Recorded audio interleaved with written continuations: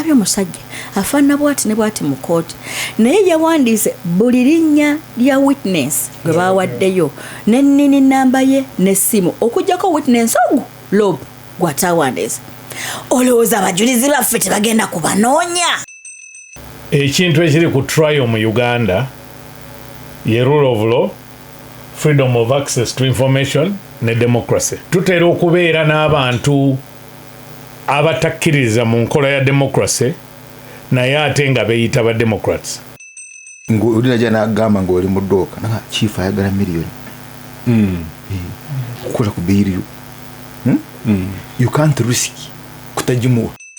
Kooti zeefubeko abantu bazibeeremu obwesige then abantu bwe bakwatibwa babenga mu ssaawa 48 bavunana.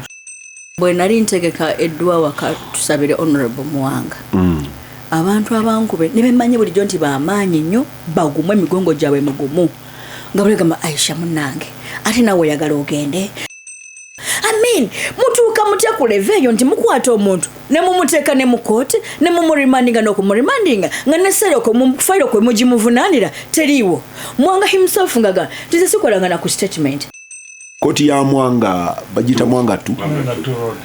Babayita bani bano ba bailiff ne ba broke bagiwamba kooti yaabwe. Bajja ne bakukwata Aisha nga lw'omushana akubanja miliyoni 1.5 ne bakutwala ewo omulamuzi ne bakuteeka wali omulamuzi n'avaayo n'atiisa n'agangera kuweereza. Bw'amala n'akuwayo eddakiika 4 tinkuwadde eddakiika 4 agenda wali mwetereeze.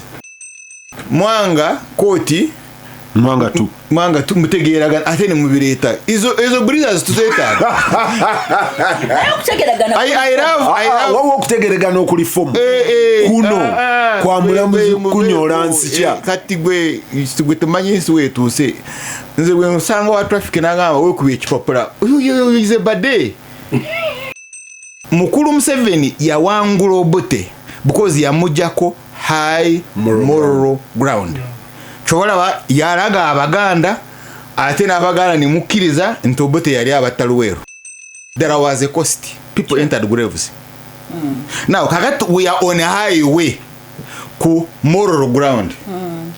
Kisinzirana n'awangula. It's a huge contestation. Museveni bw'anaagiwangula he will stay. Bwe muwangula he's gone. It's a big fight. Bino ba byamugumengere gye bize besijja okukola pusinga n'ebirala. It's a big war. It's war.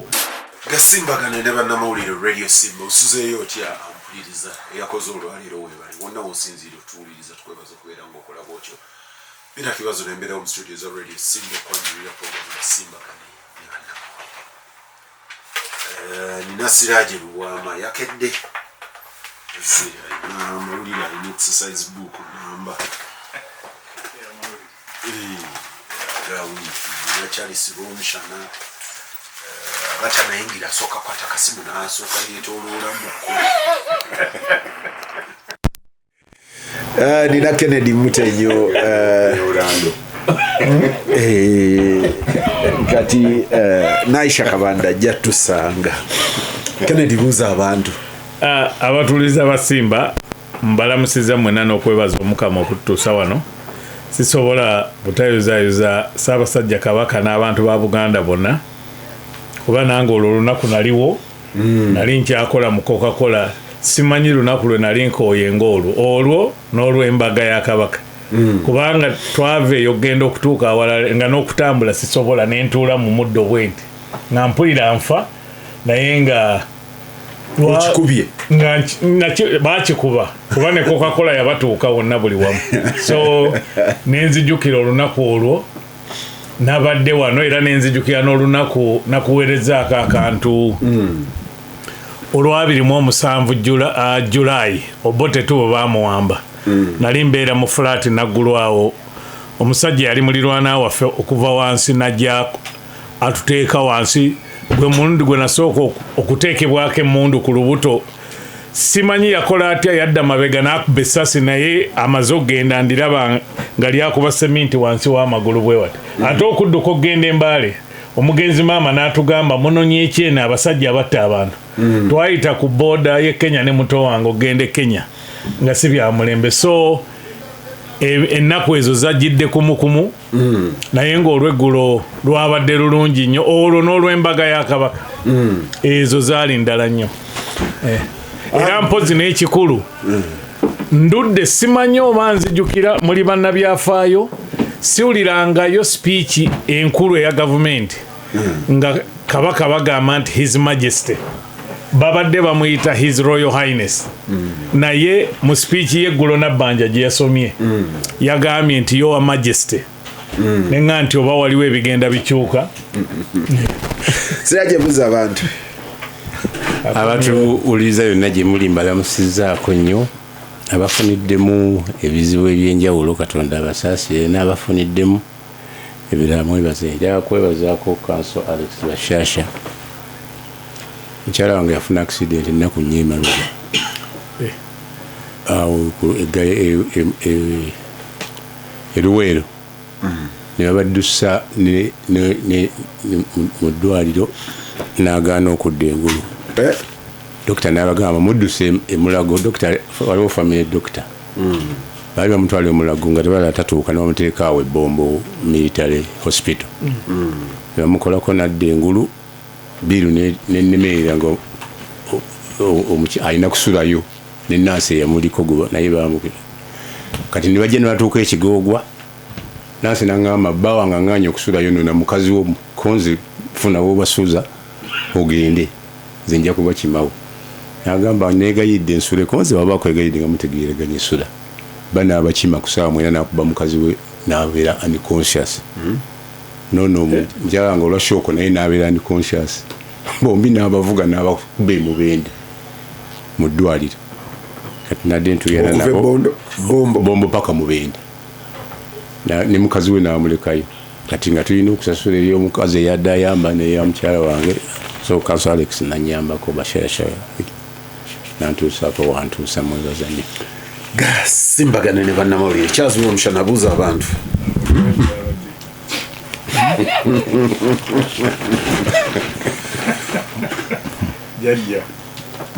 abatuwuliriza abaagalwa Katonda w'amaanyi Katonda wa kisa mukulu kibazo waliwo ekigambo kya Lunyankole kya linnya and that linnya is Rujumbura.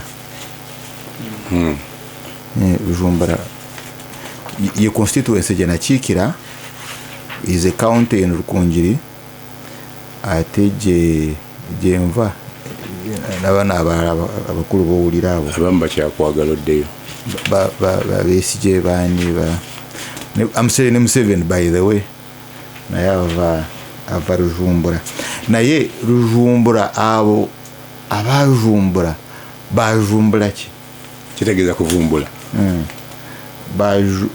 bavumbula ki lyavaawa siyina access to muzeeyi wava muno but yamanyi okukola yayina terminals za research kumanya ebyo byaliwo edda singa badde nfuna opportunity ensi eyina okunoonya lumbura ki kozera ebizibu byonna ebiri awo omuguletera exrujo n'okufa bodies ezifloatinga okukyawagana okwagalagana there is a lot of things going on there so what is Rujumbura ampuliriza gasimbagana ne bannamawulire Siraje manyi nti wiiki Kennedy yatandise nakuyozaayoza nannyinimu nenzijukira nenga nti ensi nnungi kuba Kennedy agambye nti mu speech ya Nabbanja Prime Minister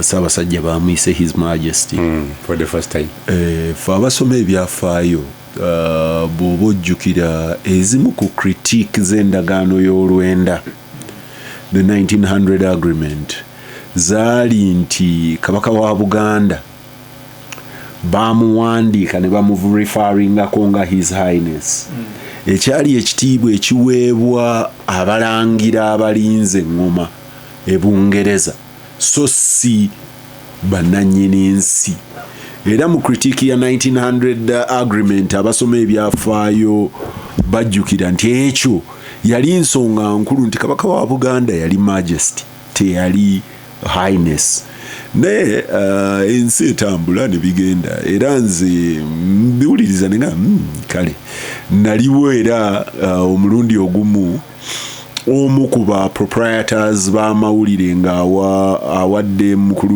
Museveni amagezi nti ekinakkakkanya Abaganda nti gana amannya ag'olusuutulizo bagakendeeze Siraje olina okuba nga omujjukira naye nti okuva n'olwaleero kibeere nga kiri enshrined nti Ronald Muwenda Mutebi kabaka wa Buganda bamuyite Mr. omwami oyo waali kati ayinza n'okuba nga ne ku mukolo bajjo yaze simanyi saamulabi naye mu magezi ge yawa amangi ebimu ku bye yagamba nti n'amannya gakendeere ag'olusuutirizo nenga miskini nze obusanyufu bwange bwabadde nti jjo naadde ntunuulira abaana abayimbira obwakabaka nga si ba myaka gyange coronation yali ya 1993 1993 nali mu senior 6 kati abaana olwaleero abayimba abaagala obwakabaka bangi ku bo baali si bazaale naye babwagala n'omutima kati ogwo omutima ogutafa ogwo for me is my celebration era nasanyuse nga ndaba abaana abato ab'emyaka emito eddala nga baowninga obwakabaka ekyo oli ne bwaga nti kiki nekiki nalaba nali ku television amasiro lwe gakwata omuliro amasiro bwe gakwata omuliro nali ku WBS ku Spear House era bwe navaayo the usual is I drove towards Kasubi nga gakutte omuliro neera ne ku olwo abaana abaali beesaze akajegere abeeridde omuguju nga temulimu ba myaka gyammwe nga bakambwe banyiivu nga obalaba ennaku n'ennyiike gye bayina n'obukambwe naye nga temulimu ba myaka gino naye nti this is continuity forever ojjukira abakayunga Right. The Kayunga Bugerere demos that degenerated nazo abana abali ku street bali bawere all Uganda needs is to harness that spirit amawulire Siraje kantandikire ne kwago nze wiki etandikira mu a very low point naye gena ma His Majesty ebadde asabirwa okuweza emyaka 33 nga ali ku ngoma Namulondo gabadde ku Watoto Church bweyogerere era be bategese byonna n'abaana boyogerako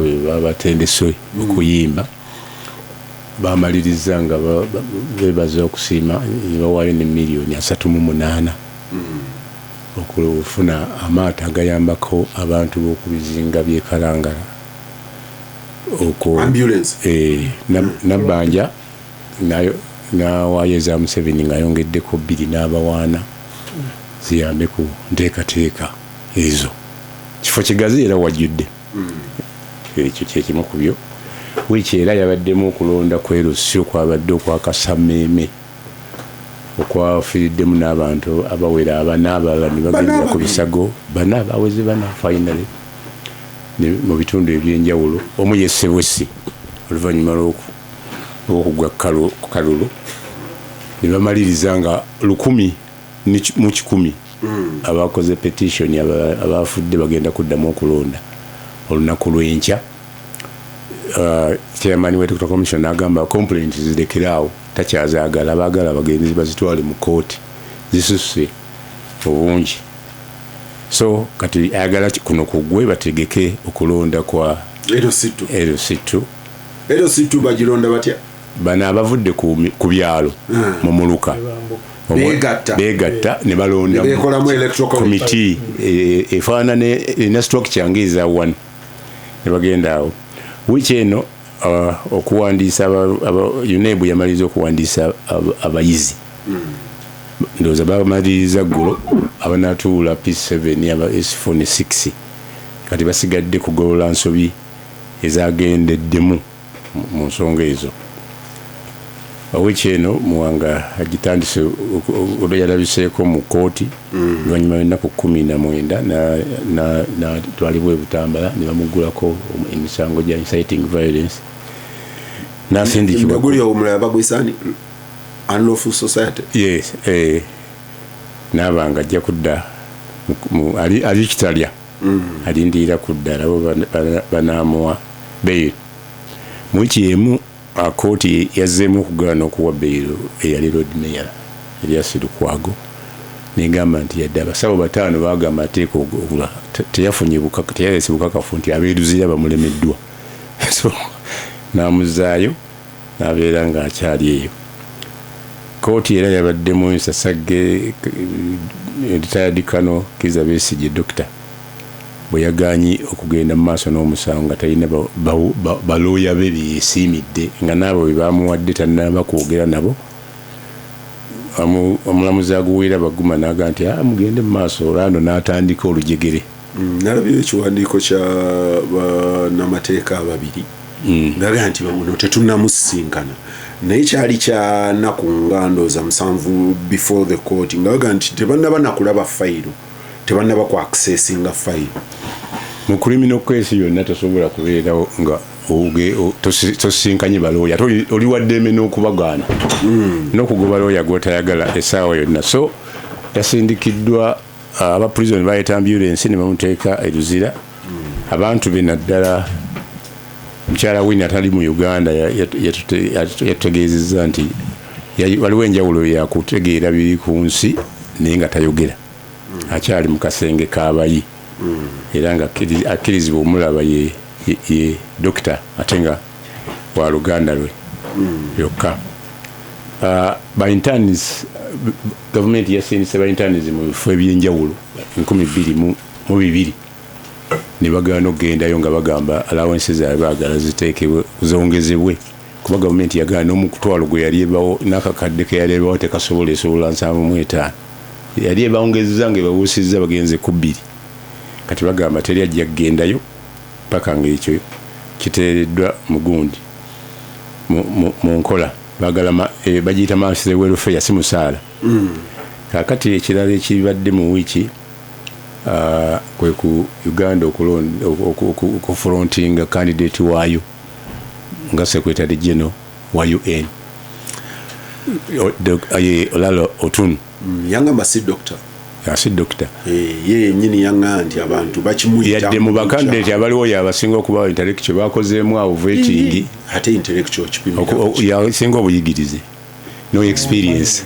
Ekyo kirala obuyigirize ne intellectual bya bibiri byanja bakozeemu abantu 7 nga yesembye okufuna obubonero nga kitegeeza tulina kulwana nnyo opinion poll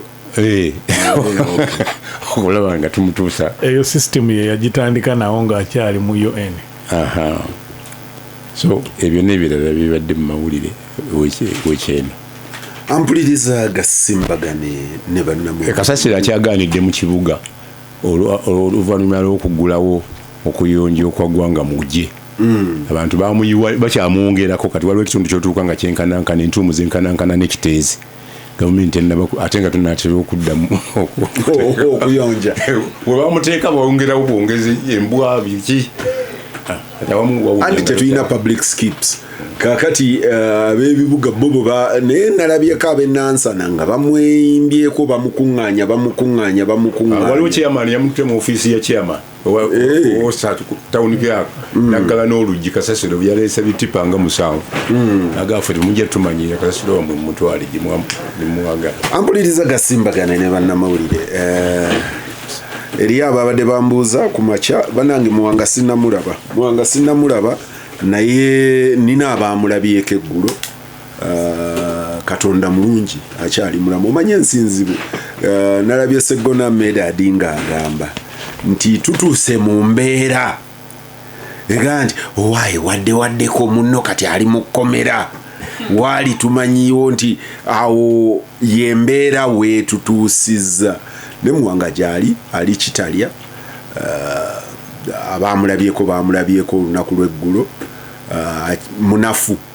munafu okusinziira ku bigambo ye yennyini bye yagamba kooti abawangadde mu komera emyaka 5 babatadde okusinziira ku muwanga ye yennyini ebigambo bye yagamba kooti yakubwa omutwe n'avaamu omusaayi mungi abaamukuba oluvannyuma ndooza ne beekanga omusajja tatufaako ne baleeta omuntu gw'ateebereza nti ayinza okuba yali musawo n'amuteekako eddagala ly'atamanyi ku mutwe enfunda okutuusa lwe baamuleese ne bamusuula ennateete ku poliisi oluvannyuma n'atwalibwa luddawa n'atwalibwa Butambala mu kooti bamusudde ennateete ne bamutwala mu kooti aishono yali ku truck yali egoberera emisinde bagenda mu kooti okukakana kati gyali ekitalya katumusabire ng'oli bwe yagaye nti embeera etutuusizaawo ogaa nti oba kitalya kale kati bamugumya kati aliko twalabye ebifaananyi bya Sam Bugumya nabadde n'omuntu jo munnamagye yawummula naye nga ne munnamagye yawummula naye okulaba ebifaananyi ebyo aga nti now at least we can know where to ask from nti tolabana basibe president abalabira ku TV n'agamba era kale wannange si kibi nga bwe mbadde ntidde naye ate naye nga gasimbagane ne bannamawulire ekyo ng'okiganye nti president yalaba amatemera agamba nti aliko yamulabira ku TV nga bamukutte era yadde si kibi nga bwe mbadde ntidde nnyo ekyo ng'okiganye mbuteyamanya n'akamu kyamugwako yakimanya akaseko ako turizoni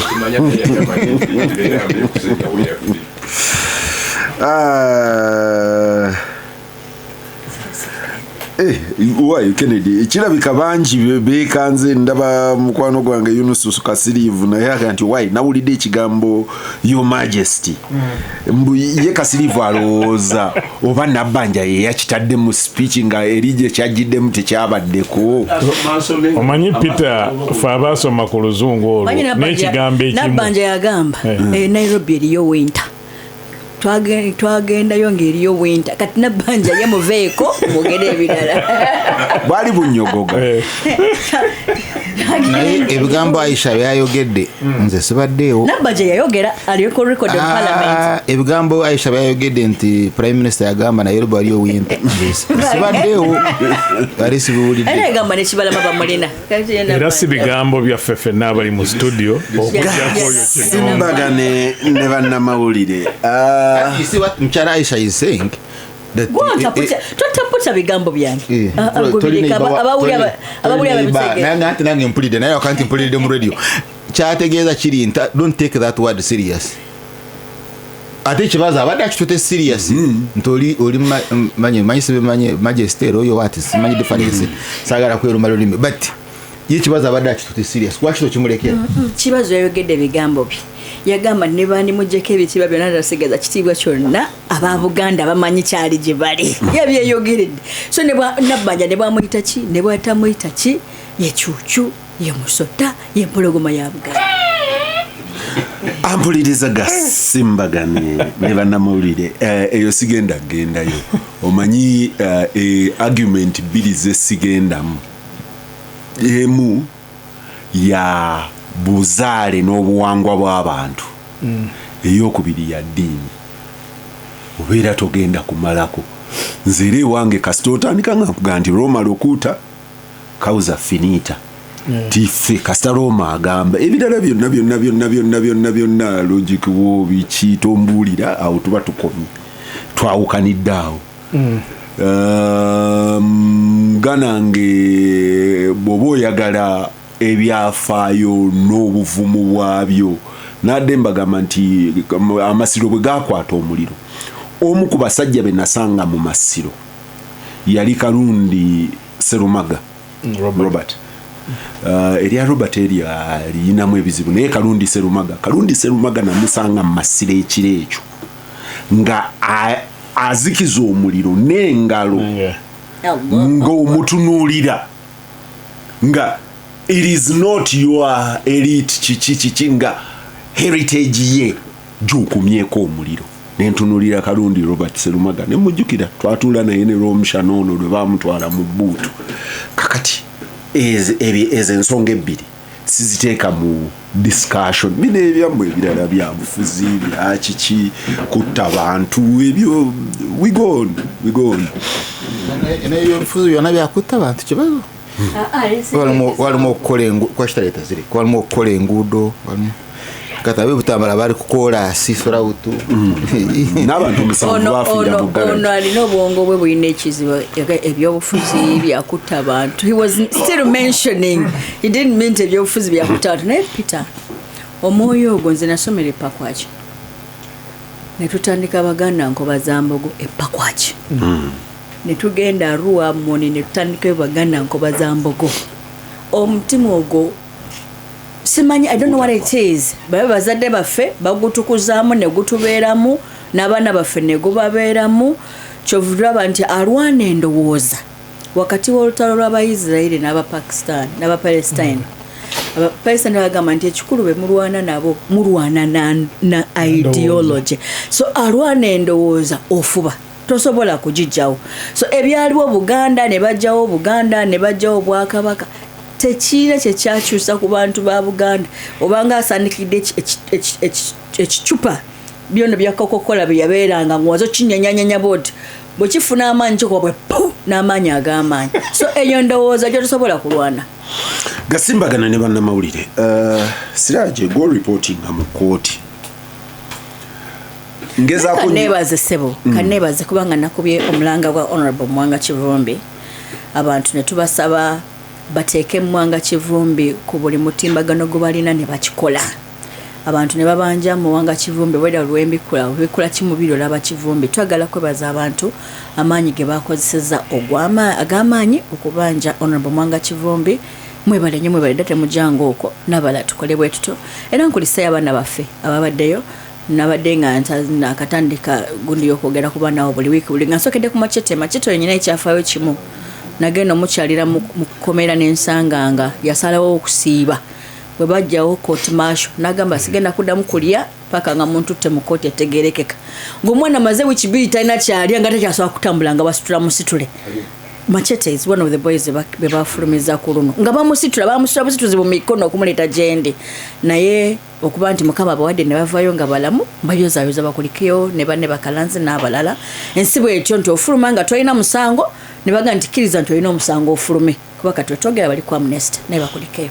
Ampuliriza Gasimbagana ne bannamawulire Siraje gwe reporter wa kooti simanyi oba okyali omanyi bwe twali tusoma amawulire one of the places ze baali ba lumaka amannyo for accuracy naye bwe baba bakuzaayo nga mu company zandibadde nga PIP performance improvement plan nga bakuzza baga nti genda reporting mu kooti kubanga mu kooti wo reportingira is as was obeera obikoze eki obyonoonya obikyusiza kati kooti yabanga yanjawulo yali training ground y'abannamawulire abanaasinga enkizo era Peter Mwesiga oyo bwe yali asomesa Makerere nga insistinga klasi ye ewandiika erina ogenda mu kooti ez'enjawulo buli omu mu kifo ky'okuba koswaka zino koswaka eza bulijjo nga ye Peter Mwesiga aga nti mugende mu kooti gwe genda mu Yewakiso gwe genda mu Yegindi gwe genda mu Yegindi njagala stories za case 2 buyita story nga tukola bino bya coursework eza bulijjo nesiraje go reportingira kooti kooti weeki eno eriyo yaga nti kooti eri on trial oba ye trying abantu kooti specifically nadde ntunuulira mukulu Erias Lukwago without looking at all the other things nenzijukira nti ebbanga liiseewo omulamuzi baamuleetera okusaba ndooza kw'okweyimirirwa kwa Kizza Besigye mulamuzi nakkiriza bino byonna bituukiriza 1 2 3 4 5 byonna nga bwabyetaaga okweyimirirwa abituukiriza naye ŋŋaanye naye nkoze eki ŋŋaanye era bwe nabuuza munnamateeka naga nti finally it is in the discretion of omulamuzi nti omulamuzi alina discretion eyo era olina ŋŋamba n'okuŋŋamba nti toweetaaga na kuprovinga kintu kyonna teweetaaga na kuprovinga kintu kyonna linga VAR omulamuzi asobola okukuwa ki bail ne banzijukiriza yali Ogola I think Justice Ogola agaba temporary bail interim ne bampayo n'omulamuzi omulala simujjukira naye baŋŋambye nti oyo yawa Besigye bail nga tagisabye nti Besigye yagaana okusaba bail omulamuzi naga nze njikuwadde yali Ogola Justice Ogola naye waliwo bagisaba mu kkooti tebagisaba kyengamba ye Besigye kabanga teyagisaba naye nga waliwo bagisaba waliwo bagisaba nanti mu mpapula za kkooti temwali mu request ya bail mpozi nga bagimusabira ku kkanisa waliwo bagisaba nga kyali kirungi kiyamba okumuwa bail yabeerewa bweru kati ekyo netugenda kati natunuulidde Lukwago nga ndowooza byonna bisatisfied n'omulamuzi naga nti siina certificate evaluzira eŋŋamba ti omusajja ono muyi ti era tetusobola mujjanjaba kale n'olwekyaddeeyo at the same time nga nina omulamuzi Baguma I don't envy him buli lwe mutunuulira bwe nti nti ekyo ekifo simanyiyo omulamuzi mulala akyagala ssaawa eno andi beera mu firimu yo nga naye ali mu musango wakati erinnya litegeeza ki mugumu it's not mugumu Baguma Siraje very quick gwe nga togenze mbya musango detail ya musango is the justice system on trial ncha reportinga mu court naye si buno obusango ngenda ku musango gya level ya Besigye Lukwago gya treason n'ebirala ebibi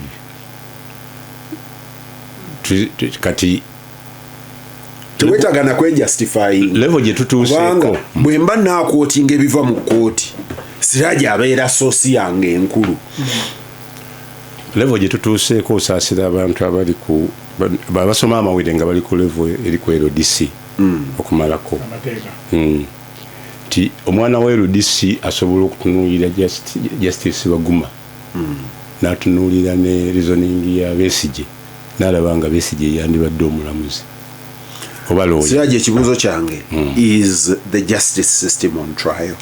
Exactly, yes. Incident zolaba mu kesi ya Besigye, kesi ya Lukwago. Bana abana abali makomera abatali trial. Zirina njawulo ne defunct General Court Martial eri eyaliwo. Bali bamuyitani advocate, judge advocate bali bamuyitani. Kachungula linnya liwanvu ekyo.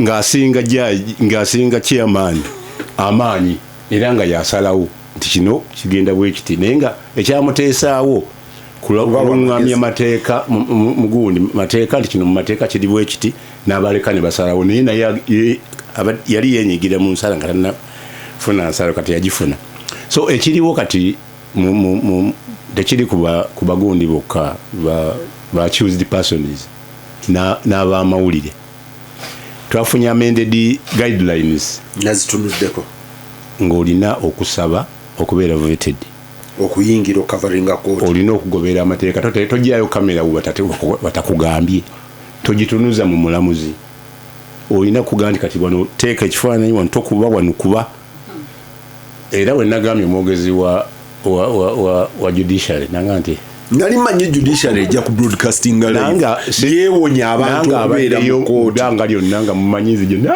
you bring your application kati nina okukola application ku Monday bwe mba nayongera okukavalinga court Besigye ne mu General Court Martial twakolanga vetting freelance najja nga avudde bweru noga nti gwe tolina bikwogerako wano mu Uganda noga nti omusajja ono akavolingira gundi naye freelance ata noga nti agwe senior komuwolereza ayingire naye wamisi behaving nga gwe tubonereza so tutaase mu mbeera eyo nga n'okuleeta kamera olina kubeera nga okola ki ofuna lukusa omusango gwa Besigye gwe twakavalingira e Bulange nga wewali Supreme Court ogwasookera ddala twalina gundi gadget season na ogwaddako after emyaka 5 register n'agamba buli Supreme Court yali electoral petition yes number 1 ey'omwaka otwadda wano register n'agamba tewali kuleeta recorders mujje na peni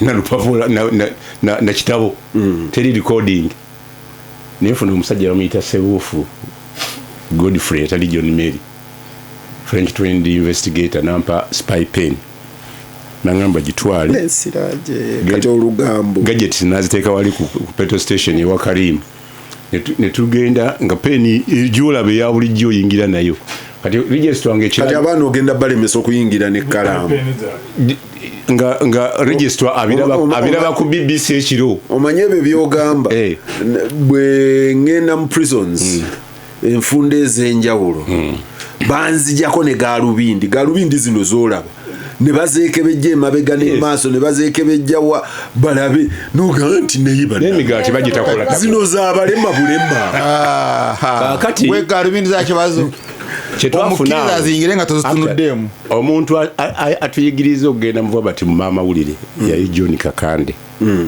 kuba bwe basiba gundi Sebagala mu America yagenda n'atuleetera vuba batimu kati ngamba kyali Sonyango bo kesi ya Besigye tugikole vuba batimu naga nti ate bajja bisoma ne muganda lwaki nga mwasomanga vision okay try 2 pages twamalako nga tuwa mukaaga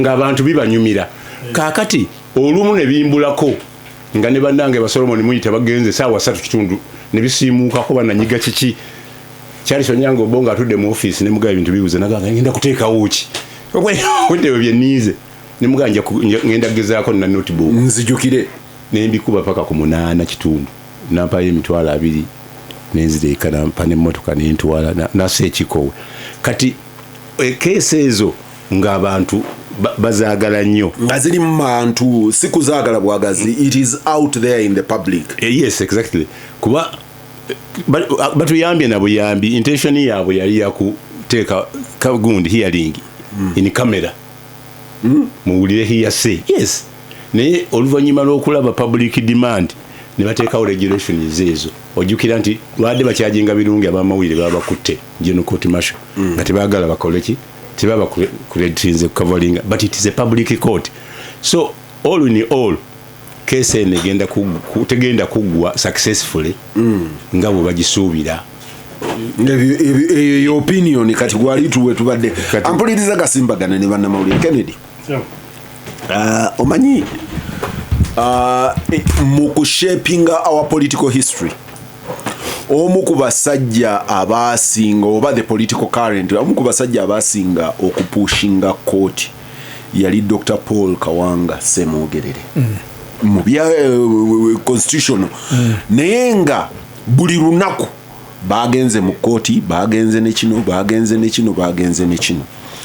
emu ku bintu kaloli lw'omushana ono byayinamu byarifaringako enfunda yali omugenzi Abu Kachama Mayanja mu CA ne gye bayita the writ of habeas corpus Kachama Mayanja omulundi ogwo ng'alemerako ayagamba nti bwe babuza Kateregga teeka omubiri gwe guleetebwe aleetebwe ye oba mulamu oba mufu bamuleete era gavumenti ne discussinga nnyo omulundi ogwo ndowooza Kateregga ono yakavalinga si yajja kujjukira gavumenti yali teyagala ssaawa 48 yali eyagala ebbanga gwanvuko kubanga bw'oba ojjukira the history around that time baali basibye ba Evaristo Nyanzi Zakari Olumu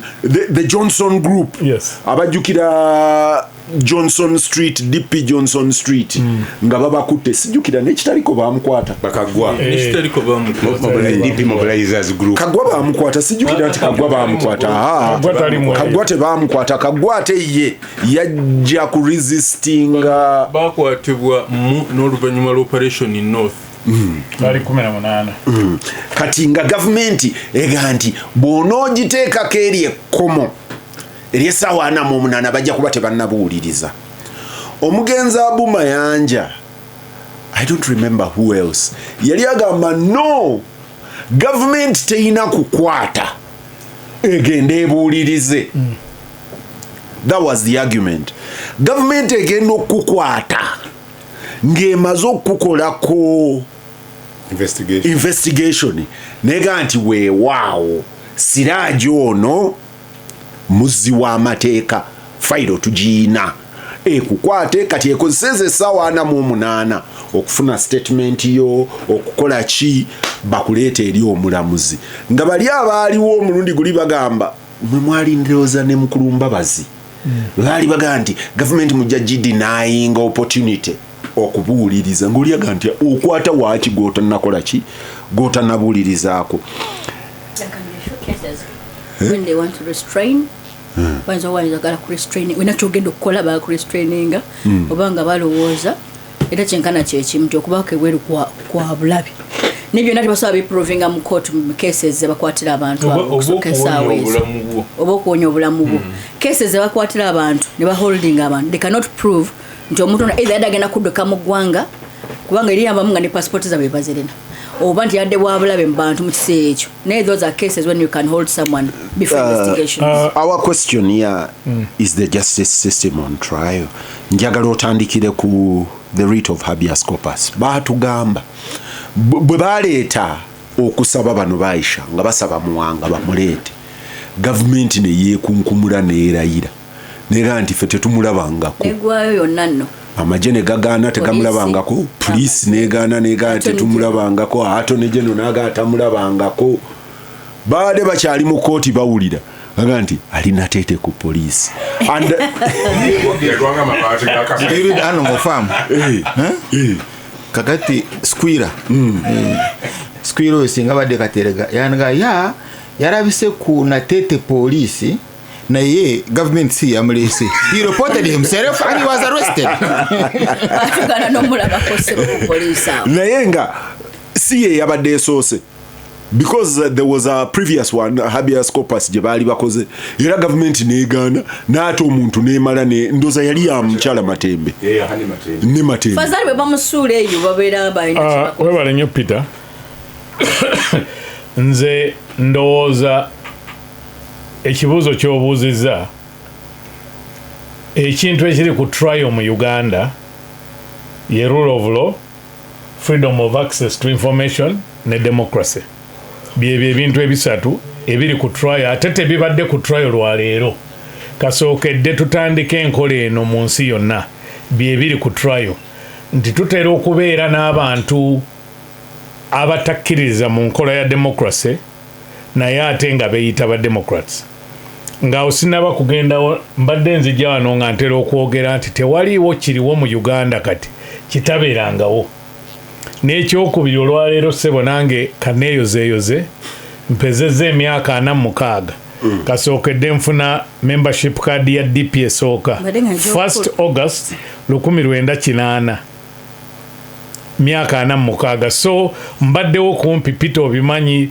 ne jjajja Lwomukyana abimanyi ne Butambala abimanyi bulungi kubanga natandika okumulaba oyo nga kansala empigi ng'ajja mu Coca-Cola nga muwa ebintu bingi nnyo so si kuba yali gundi naye I can confirm nkomaze emyaka 4 mu mukaaga because really chobola tokyali ku kibuuzo that's real DP jjajja wange bwati era njagala na kano kakulu nnyo ndi ku kibuuzo ekibuuzo kyendiko nti the writ of habeas corpus abatakimanyi kitegeeza endooza okusaba okuleetebwa mu kooti ng'omuntu talabika nti bamuleete nga mulamu oba nga mufu. Ekyo kiri mu mateeka nga bw'oyogedde. Era mu CS bwe nali nkola mu SWEPS bwe baatuuka okuteesa ku article 269 nasaba liivu ennaku 40. There is sociality, there is habeas corpus and mandamus. Kati obuyinza order decrees obuyinza obwandabala ne president naye obuweereddwa kooti.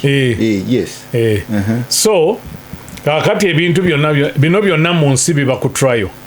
Naye buli omu akugamba n'amawanga agamu mu nsi geeyita Democratic Republic of this naye nga tebalina kintu democratic kye balina kukola. Ekintu kino tukitambuzizza okumala ebbanga, mbadde mbiraba ku TV era nembeerawo, waliwo ebitasanyusa waliwo n'ebisanyusa, era nange njagala kwebaza gundi mukyala we Butambala, maama Butambala gwe tumanyi wano aliwo kati, olw'okugamba abantu basabe muganda waffe babanje muganda waffe. Neera nebaze n'abo eventually abakkiriza ne bamuleeta, kuba bonna tulina okubeebaza bana. Ekikulu kiri kimu nti akusinga akukubya gw'olina. Naye to be specific inankana campaign munda Mawoji yataddewo as Minister of Justice mubugira abantu Minister of Justice Mao yataddemu amaanyi mangi nnyo naye akante yabadde mu social media n'ebirala ulini bamuleeta. Kale ekyo nja kitwala naye nga yesi omu ku abo abagenda okukyalira abasibe n'akola buselefi nakyalina bingi byakoze, nina n'ebyemmanyi be yakyaliranga mukomera. Sebo bwayogera nina akantu ako nzikiriza n'enkayisaawo kubanga ye mukama wange. So nze ndowooza ekirina okukolebwa, sitera kwagala kulamentinga kukaaba ku ebyo ebiriwo naye solution eriki? Solution yenkulu n'abawuliriza gye balina okumanya eri mu kintu kiri kyentera okwogera ne mu njerega. Bwe tumala dialogue ne tukola reconciliation ne tukyusa amateeka, byonna bino bijja kuggwawo. Tutunulire mu maaso, kubanga kati ne bw'onooyogera otya oba otya, abaliyo gye bali, abavuddeyo bavuddeyo, naye kiki kye tulina okukola okumalawo ebintu bino, kubanga ffenna tuli bannayuganda, twagala Uganda ennungi. Bwe tubadde tuyingira wano mbagambye nti nze nga bawamba Obote nali nfudde kuba essasi simanyi lya misinga litya, naye ebintu ebibaddewo tetwandyagadde biddewo, era tulina okulwana okulaba nti tetubisobozesa kubeerawo. N'olwekyo bwe nzijjukira ne press conference emu eyasembayo Nobert Mao gye yakola, yagamba siraba lwaki omuntu bw'asaba bail ate walina okuyitawo obudde wiiki emu bbiri nti katugende twetegereze, kubanga edda Siraajo yakimanyi twabeeranga nnyo mu kooti ne Pito gyogeddeko ng'omuntu bw'asaba bail azze n'abantu be bakola ki? Kumpi kati ogenda okulaba omuntu okumuwa bail ng'alinga asaavinze ettaamu tebannagiwuliriza. So bwe tukola rule of law, kyendowooza nti kitegeeza obwenkanya mu mateeka, ne kitegeeza nti buli muntu alina okutwalibwa kyenkanyi, n'okulaba nti amateeka gakola buli wamu nga tegasosodde. Bye bintu bye tulina okulwanako okukola, kye kintu kye bayita okukyusa amateeka gaffe gonna. Era nga mmaliriza kuba sijja kwogera bingi, waliwo Siraaji yatubuulidde ku byabadde mu gundi okulonda okwabaddewo. So bw'otunula ennyo nti mmaliriza ebyokulonda bireke. Ampuliriza gasimbagane ne bannamawulire. Katerega kooti eri under trial. Omanyi Kennedy kyatankoledde, njagala weeteebereze mu kifaananyi ky'omulamuzi ng'otudde mu maaso ga state nga state ekugamba, and state in this case police, attorney general, maje, gakugamba nti Lwomshana tetumulabangako kikafuuwe, tetulina we twali tumulabye. Nzijukira ebigambo bya General Tafiire nti mu nsi abantu bwe batandika okubula abenkana ye obunene obuwanvu ne size, ensi eba yeeraliikiriza neboddayo. Oli yampeereza bamuyita omuwandiisi yali Ondoga Ori Amaza omujjukira Meja. Baali bagiyita akatabo baali bakayitani akadetailinga mwami Museveni.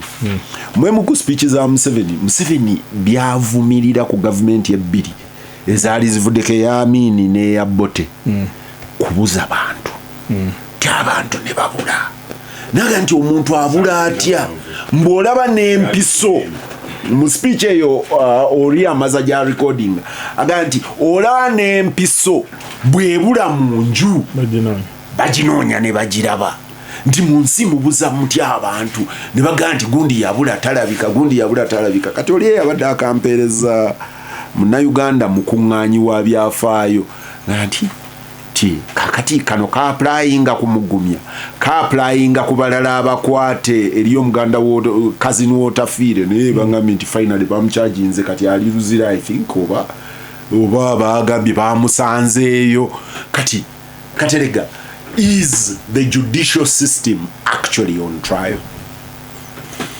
Webale ssebo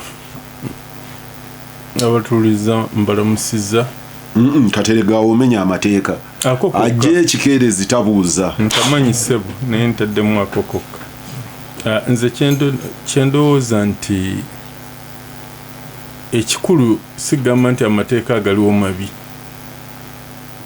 Amateeka ate era tegawandiikibwa mu Bayibuli na Kulaani gasobola okulongoosebwa bwe kiba kyetaagisa era kibaddewo emirundi egimu oba emirala naye ekikulu kugassa mu nkola.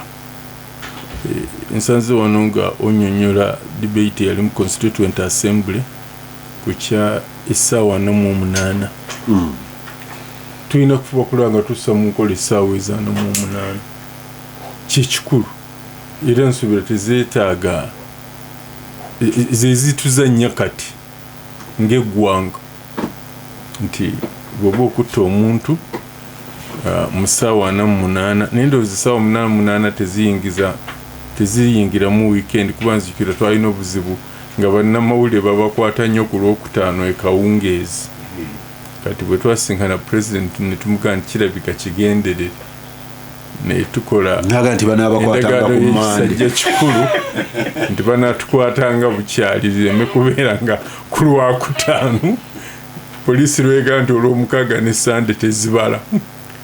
So tusse mu nkola essaawa eza 48 tewali atasobola kukwatibwa oba nze oba gwe oba ani ate osobola okumenya amateeka nga mu butanwa ne butali bugenderevu naye kikulu bw'oba okwatiddwa mu ssaawa 48 otwalibwe mu kkooti okweyimirirwa bw'oba nga osobola okweyimirirwa emisango mwesibye ku gino emisango gy'ebyobufuzi eminene efe ababeera nnyo mu bantu ba bulijjo obusangosango obutalina bwe buli omulamuzi bali abakooti ento ne bateekateekawo obukwakulizo omutali newange ejjinja abalamuzi balungi naye nina gye nabeerako ne batunza abantu obukoko n'obubuzi bupoloti ne babumalayo okusobola okweyimirirwa. Muganda wange Tamale yagamba ngamba abalamuzi beefuula bakatonda mbu n'olanga agamba kaze ng'asibye ekkooti egundi ettaayi emmyufu eyo olwalo tewali anaafuna bbeeyiru ebyokufuuka katonda ne bakuditamininga bitamini nti Katerega asimayirinze ayambadde essaati no. So eddembe ly'obuntu libeerewo tubenga abantu bwe bakwata abantu balina okukwatibwa bwe baba bazizza emisango ate olumu incident bwe ziba nga ziguddewo. Katerega abo bakiifa abo bawulira ng'olina gye nagamba ng'oli mu ddooka naga kiifa ayagala miliyoni kukola ku bbeeyi you can't risk kutagimuwa oba yayogere ne kiifa oba teyayogere ne kiifa bw'obeera mu ddooka you can't risk kutamuwa miliyoni. It's a different world. Nze mbadde nkijja ku byobufuzi nkiteeke mu kkooti zonna generally obuzibu obwo we buli azifu nti abantu si ddembe lyabwe okufuna okweyimirirwa bwe kiba mu serious cases nti oba atabangula ebyokwerinda ebyo nga binnyonnyolwa nti oba n'ataataaganya okubuuliriza okugenda mu maaso naye okweyimirira okubenga abalamuzi baffe ate era bakimanyi nti omuntu asobola okweyimirira. Ekyokugamba oba kooti eri ku trial oba nedda simanyi oba mu Luganda ngambe ntya, naye nze nalaba kooti nzigerageranya emirundi ebiri. Kooti z'amagye ez'Amin baziyitanga special military tribunals. Yajjako e Masaka kati awo geje ensambu ng'izo kooti zino ebyamataka biringa nabadde ndababbalamu ng'ali mu Greater Masaka nga biringa bwe bityo. Abantu bagenda mu kooti tezibayambye babula kuttiŋŋana. Special military tribunal simanyi ani yagireeta netandika okuwuliriza emisango egyo egy'ettaka neesala fairly. Abantu bagamba bwekyo twali tumanyi nti kooti z'amagye embi nnyo, kooti z'amagye zisingana zino kooti.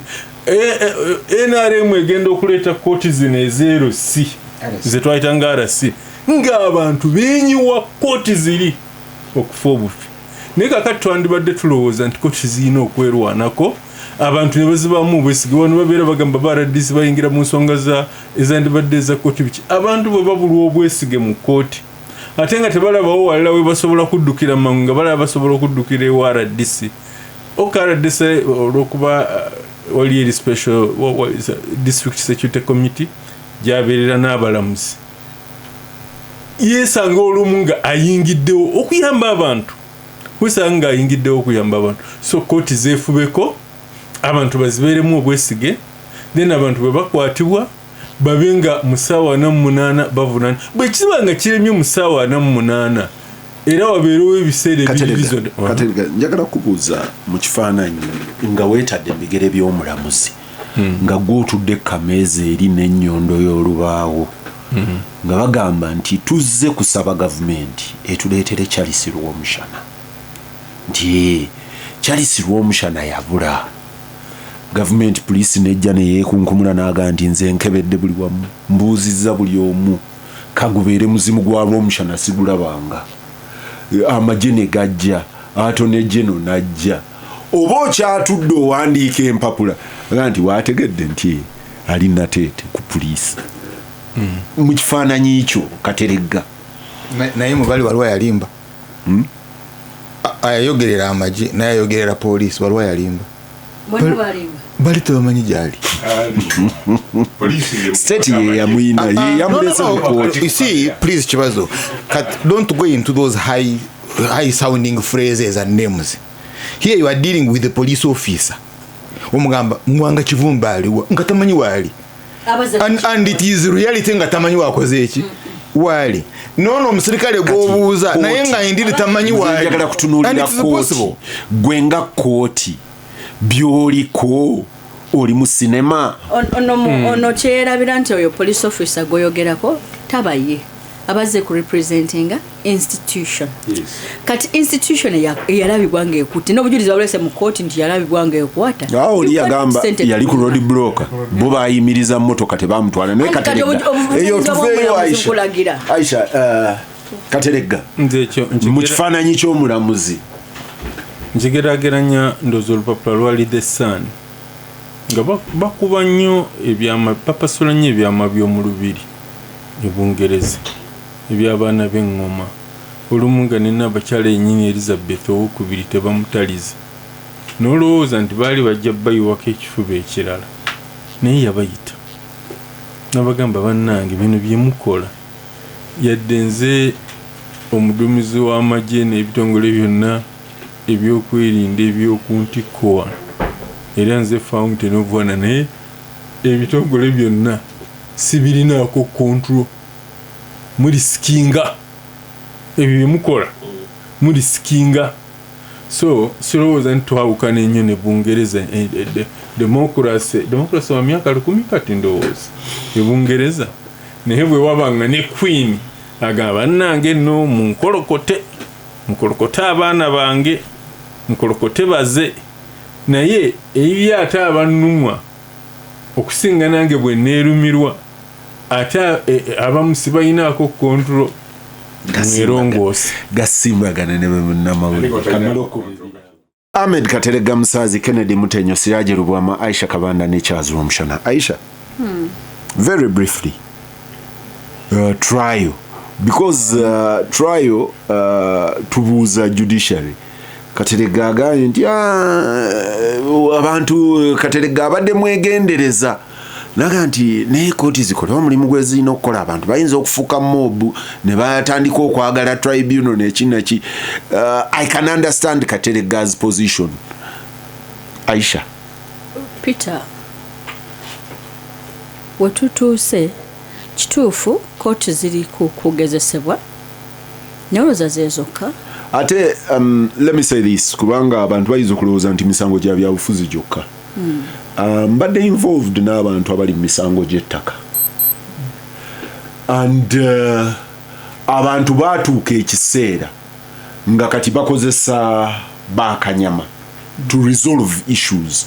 That is where they have gone. Opangisa group ya bakanyama kubanga tokyali sure nti the court where you go will help you resolve, or even if the court resolves you'll be able to re-enter woli kati court nayo ne baga nti ebyettaka togenda wa mulamuzi pangisa sobi BRDC bagenda okujanga goli ku ground ne bano BRDC have become agents. I'm not saying Katerega naye nabo ba becoming ba agents, and that is all the court system. Nabadde nyina akataka kange kenjagala okuba nenkubira omuseveyo omunangamba tulina okusooka tuwandikira RDC nga come on ettaka lyange gwe naligulako na wa Luganda lwange. There is no conflict.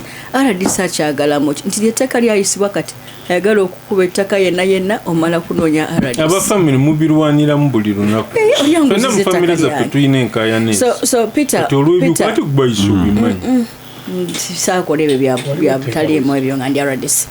Peter okugenda mu issues wetutuuse ebintu bibiri state ebikozesezza.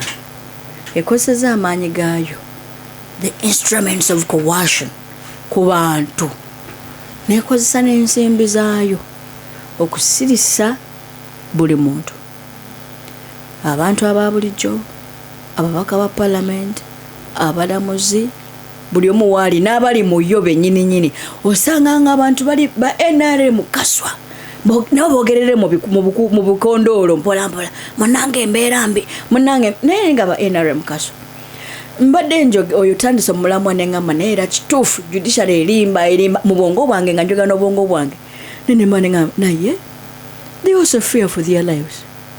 Anything can happen anytime. Wano ebutambala ekyatutuukako naye nga bw'ogenda okwogera nnyo oyogerere ebyaliwo ekyo nakyo kikuyisa gagwe lekeraawo. Bw'oba omukozi wa gavumenti omulimu gugenda, bw'oba owa bulijjo zinabagamba omuntu yampereza message nanga nti nawe tukwinako report eyiyo weegendereze ate fire ya mugambi wange gamba muwanga ndi others. By the way neno gye bamutaddeko for your information era bagikoze muwanga and the others still at large. Obuli omu bamukumire ku bunkenge bagamba eriyo munnamateeka bannamateeka bano abarepresenting abantu ab'enjawulo oli bwe yagira najja akawungeezi nanga nti wange nalabyeku ku fayiro naawe abasajja bakunoonya wandibadde kati weesikasikamuuko n'ofunako weweewogomako n'olema kali munnamateeka oyo ali rather arrogant. Oyo mutegedde namugaa nti bw'aba ali arrogant. It is okay. I want them to come and pick me in court. That will be the best demo. Eroli tanadda mugamba. Nze Peter bwe nali ntegeka eddwa waka tusabire Honorable Muwanga. Abantu abankube ne bemanye bulijjo nti bamaanyi nnyo bagumu emigongo gyabwe migumu.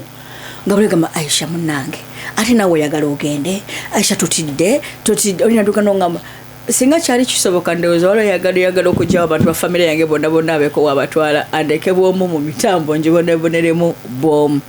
So awo we tuli Peter. Kituufu kooti ziri mu kugezesebwa kw'amaanyi. Aisha jo nadde njogera ne maama wange nemugaa nti nadde njagala genda kitali yakulaba Muwanga tienendoza nja mulaba next week leero nsuubira eriyo abantu bangi abagenza omulaba mama wange naŋŋamba naye era bwetaaga gwe ogende luli wamulabanga nti ogira omuleka abalala bagire nga bamulaba onoogendayo oluvannyuma banakugamba kati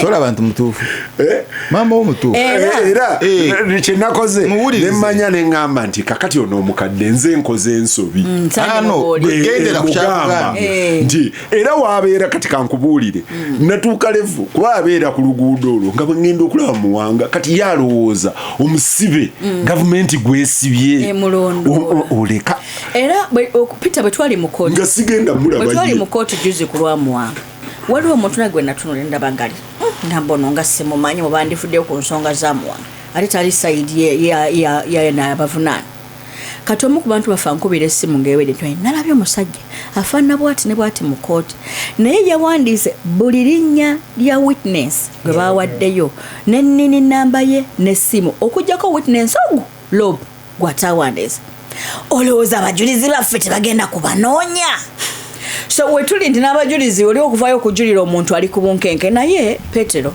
nga tuli ku nsonga y'okuba nti nno ekkooti ziri ku bunkenke bw'oba ojjukira ebigambo bya yali Justice Martin Egonda bamuyita Ntende ng'awummula naga nti abalamuzi tubadde ki ak'obuntu kaweddemu n'akootinga keesi ya Wayiswa omuntu n'afiirwa mukyala we ne mubulwamu n'agamba nti akkirizibwe agenda alabe aziike mukyala we. Petero ekituufu kiri nti judiciary is not independent anymore. Maybe ku cases zino ez'abantu awansi wano ze tweyogerako ate where corruption also is an issue. Ate bambi basaasire oluusi bazirya oluusi tebazirya anti omulamuzi takwetuukirira buli kaseera omulamuzi abaako emmanda y'omuntu kuwayogerera tomanyi ddala emmanda oba yeeyogera oba ono yakola ki yayogera kati webuuzi ffe ababimanyi waako omukongozi Aisha oyogedde twali n'omugenzi Tamale sirajo ono ayinza okuba amanyi Tamale Muwanga Kivumbi Kakande Kanaabi ngeri y'omusango e Masaka eyo baali bavunaana Muwanga Kivumbi now I can say it mu popular resistance bwe bamala okuba wa bail omulamuzi n'asetinga terms nti nze mbawa bail naye akange bwe kati n'omulamuzi amanyise tewandiyogedde ebyo kubanga byadda nnyo yawummula omulamuzi n'asala omuwendo n'aga nti omuwendo bwe guti n'awola n'okuwola yabawa bailo ku bbanja naye nti munazimpa naye njazikimpa kati bwazikima e Kampala kati bwazikima e Kampala Tamale mirundi neyekyanga tugenda mukwatira wano Tamale neyeetala mu korido ono Katerega agimanyi ne Siraje n'atambula n'agenda eri n'akomawo n'atambula n'agenda eri n'akomawo nala omulamuzi bw'atuuka wano tumukwate tetumuwaayo yadde 10 kati nga tulinda star waffe Tamale genda kwata omulamuzi kati omusajja bw'akuba essimu ndi wano ku luwumu ate Tamale ye yadduka emisinde okunoonya sente akasajja mukaleke kayinza okusiba abalala nze nina emisango wano simanyi bamvunaana abaana bakola bati Tamale ate yanoonya sente era ye yagenda okusisinkana omuntu naye eyo generation at that level yavaawo bano abaliwo bano abalamuzi mu misango egiri civil bo bali outright babbi egiri political poor guys Ladislas Rakafuza agambye nti the constitution is the one at a gunpoint. It is not the judiciary, it is not the civil society. Twafunye obuzibu bw'obu kooti buno bwe bagenzi bamansa omuntu yandisanyusa n'aga nti kooti esemberedde abantu kyandibadde kirungi. Unfortunately abalamuzi bakwatagana DPC n'omulamuzi ne DISO ne RDC ne bakwatagana against people. Buli kasango ne bakafuula political n'abalinamu enkaayana z'ebibanja ez'ettaka ezaki oba nga alina ebyobufuzi byalimu oba okulya obuli ba DPC bennyini. Mu mwaka gwange ogwasooka Nakawa ne ba state twasoma gundi nga bagiyita introduction to law naye mwabeerangamu ekibuuzo ekyali kigamba nti what is legal is not necessarily right. Discuss kati tulinga abadiscussing ekituufu versus what is legal. Ekyokubiri fear mu bantu mweri mu kalulu ka CA nakwata posta ya Damiano Lubega nali nsula mu Namuli zone najja nankombi negiteeka ku disa lya sitting room abaali awaka bonna ate ebiseera ebyo okugamba nti oli wa bibiina nga kibi nnyo. Abali awaka ne baŋŋaa bagenda kutulumba nabagamba mwenna muveeyo mugende okulonda bwe kuliggwa mulikomawo. So fear mu bantu Peter, waliwo report parliament gyebati wa parliament emabegakawo ku prisons. Omanyi teri abantu abali mu prison for 10 years plus on remand? Nzijukira parliament yagenda myaka 10 awuliga myaka 18 omuntu ali ku remand omusango gwete gugozi omulamuzi talina But Aisha, that wasn't the worst. Aisha, that wasn't the worst. Aba member ba parliament bwe bagenda mu prisons omulundi ogwo basangayo abantu abatayi recorded nga kibazo ali mu prison taina musango mukoti taina ki ninga jali Peter Fabaliwo mu Obote tu abo babayitanga lodgers. Kakati abo babeera bayolebwa nga bayolebwa state ne batabateeka na mu kati ekyomukisa mubi parliament yasanga abantu mu prisons nga tebatuukanga mu kooti. Yes. Anti kankubulire case ebeereeta bano be bayolobwe under normal circumstances no one would go to prison nga tayise mu kooti. Okitegeera naye mu nsi emaze okukolapsinga nga bwe tutuuse omuntu asobola okuyoola abantu anyhow baba kyovera nga guno omulembe tetukyayogera nnyo ku safe house oli mwayogera ku safe houses no one is saying safe houses now it is either basement or we batala basement bali ruddawa abamu babatwala eyo mbulira kati omunene wano buli omu gwatya jasobola okugamba byabashayiza njakuleta njagala kwa omuntu ninako agamba nti njagala kuleta omuntu muterekewawo tumuterekeko eruzira oba tumuteeke ebundi bujo oba tumuteeke natabeerayo kati abantu bali ku mass of no one kati kankwe kesi ya mwange enako komera batayita mukoti now bempi bayino che exposing they did in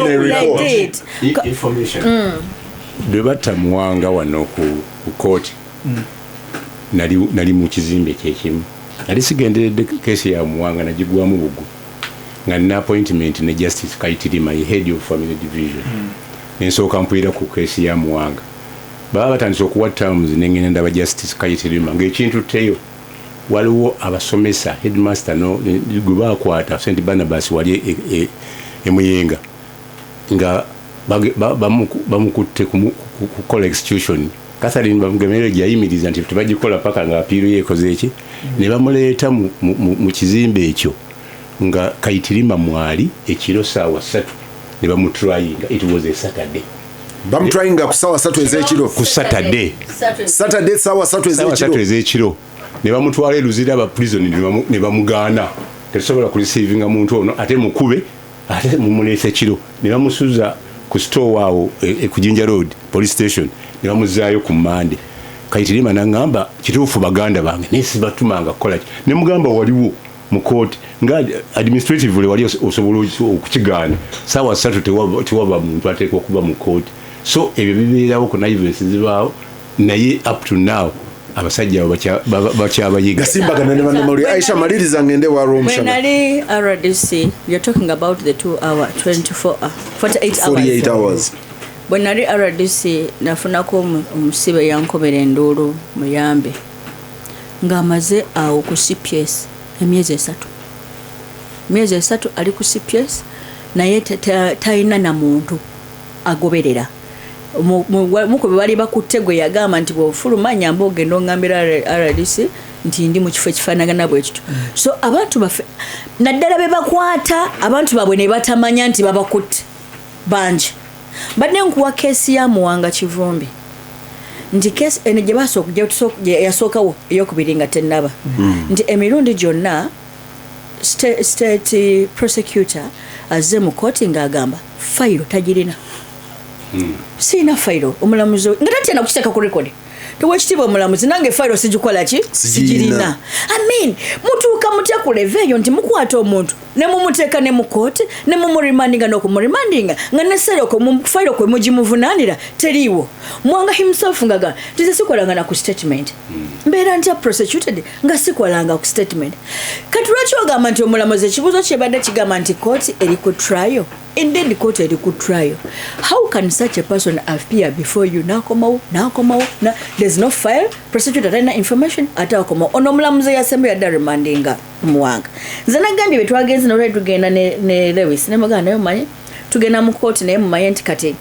omulamuzi bamugambye ekyokukola either bamugambye tumusindise mu releasing oba bamugambye tumusindise musindike mukomera one of the two and indeed that's what happened omanya kyabaddewo bano bawaddeyo basurities bonna bagenda okweyimirira ne bibakwatako onaga ntwetaaga information time to going through mu document zaabwe nagamba se omulamuzi tuweyo olunaku lumu tuyite mu biwandiiko byabwe ono gaga ntobawo at most bawe 1 hour omulamuzi omanyi yakoze 2 weeks kati ng'oli agenti oli yasabye lunaku lumu agaye mpa olunaku lumu bite mu biwandiiko onaga nti mugende muliko mwana kuzomezi nga 11 tuli kuki kitegeeza yeze bamugamba ekyokukola naye nakugambye nti oli omulamuzi yagaba beyiro gye batasabye yagamba nti yadde tosabye beyiro nze njikuwadde nakutereezeza beyiro yasabibwa ani wa kyekiri kyenagambye directive omulamuzi teyasaba interim bail bajja interim bail yali esabiddwa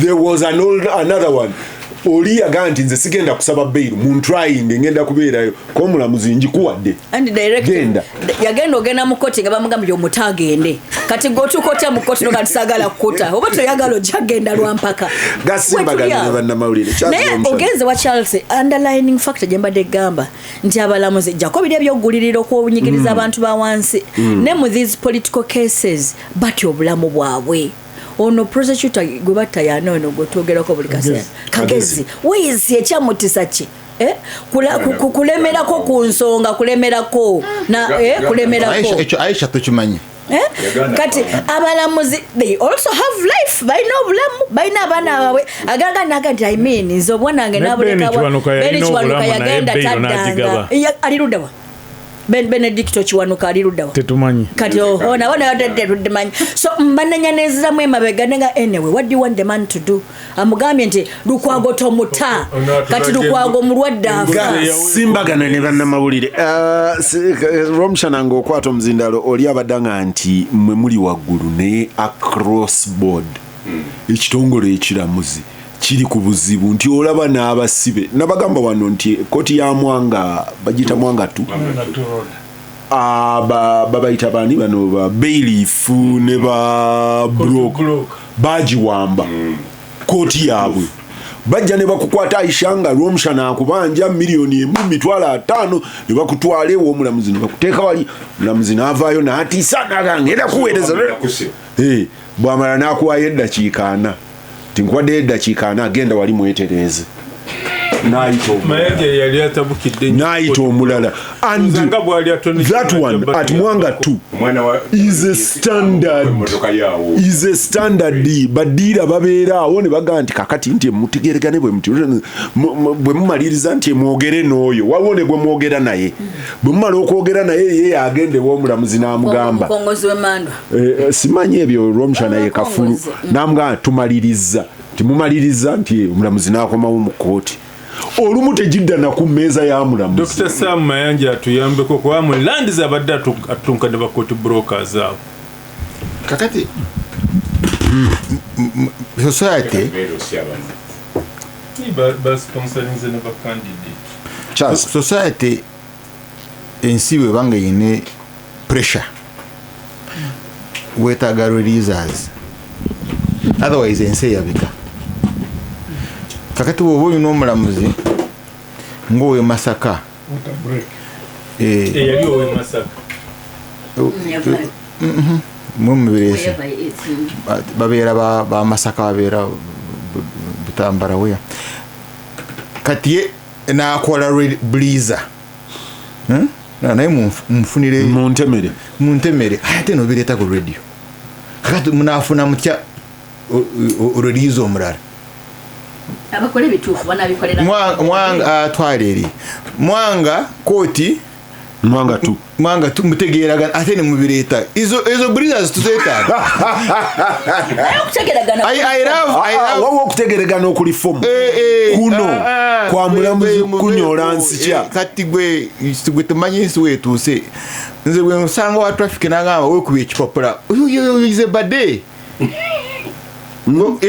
kulwaki koyagala nkube wekuba ekipapula kulwaki koyagala nze oyo ate oyo abeera wange wekuba ekipapula nga sinabakukuba kakati ntunulamu nengamba ate ekyabaza goteera okubikola I was over speeding wekuba ekipapula kati mpane discretion tebambuuliranga kwekuba ekipapula kati awo kuyimpe negiyawo waliwo ezemmandwa nga nekuba gumu oba 15 whatever it is namwenya netugenda nagana but reduce speed and reach safely so kakati ezo breezers kibazo tutuzirwanyisanga until ensi bweriterera then turabe engeri gyetukola ki engeri gyetuzi tunulamu now kati mukuru kibazo kiyigerero wanga waleto nakukiga waliwo n'omulamuzi oba nanzikiriza waliwo munabyabufuzi omu yali avunaanibwa mu high court misango gya butemu kati nga bakolagana n'omulamuzi bwe yayingiranga lunch time ng'omulamuzi agamba nti gujja kuddamu ddi olweggulo ng'oyo munabyabufuzi oyo yali ex-minister nga bamutwala mu kyemba z'omulamuzi muli ne mukyala we nga yeggwera naye we baabategeerera omulamuzi yadduka mu ggwanga lino akati bwe nva mu kalulu ka 96 nendeta nga agenda mu kooti nendaba lukutana for some reason waliwo yamuntwalira kati lukutana nagano I can represent you nyinamu problems wane wano but kankuwe lawyer nampa Rweme Kasule naye gura ne Rweme Kasule ningende wa Rweme Kasule naga oyu n'obujulizi tebakubye nimuletera obujulizi bategasana kumuletera obujulizi nasooka wa commissioner of the electoral commission Western Uganda mukuru Philip Idru actually ne lwale yafe yasooka Rwenshama Philip Idru yajja because yali amanyi Rujumbura was going to be hotspot yange ne Jimwezi ne tugenda bamwalo omuluka kya yagenda okugula nkadde kayunga muluka y'ekin sand patrol kana amanyi mulumshana byono bina ebikola campaign tokiraba nti Jimwezi byonna advantages ono zino mwangula naye yasigaza zaayeki yokukuba emigo kati bwebanga ekola kulwaki olowooza tagikozesa nga commissioner yes Bukuru Philip and is my very good friend we are dealing with reality my brother because nalimulaga engeri gye bagenda okuba byonna nalimbiina we can't do much about it because naye kyayina nawe ogenda kukozesa ebyo byonna ate gwe nkumanyi ogenda kosa bino ina propaganda bichi okunyonyera kugera kati goyagala omukola ebyo akola bali omalo okwogera abantu baveyo kulwale badduke ajja kukuba ate naye kyayina kakati sige mazima kati bwembiretera mukuru Rweme Kasule I think he went up to court of appeal also justice Rweme Kasule natunira mu bujulizi ne mwana wange ono we atuuka okukolera bino onajja mu koota agenda kukola ki yes no bwanajja mu koota agenda kukola ki sina kulayira mu linnya lya Katonda but that's what happened kakati kibazo now know it from today that morality is a war tool kastamtandika line ya mororo high ground mba muyingido olutalo ata wangura high moral ground ya wangura olutalo that's what you call it winning hearts and minds now mukulu Museveni ya wangura obote because ya mujako high moral ground chobola yalaga abaganda ate n'abaganda ne mukkiriza nti Obote yali abataluweero yalimba abaganda please you see kyojogera nange nkimanyi nze ngambye yagamba please nze ngambye yagamba anti oli muganda oli mukiga ngamba yagamba abaganda ne kino kituufu kati kankuddemu yagamba abaganda ngabo ne bakkiriza nono nawe nga mwoli ne mukkiriza akoze reported speech yes I want me to tell you that you were conditioned. You are somehow they conditioned. You were made to believe. I think mwakola ki makiri. But go kukkiriza nti Obote mutemu eyo game waliwo abafa.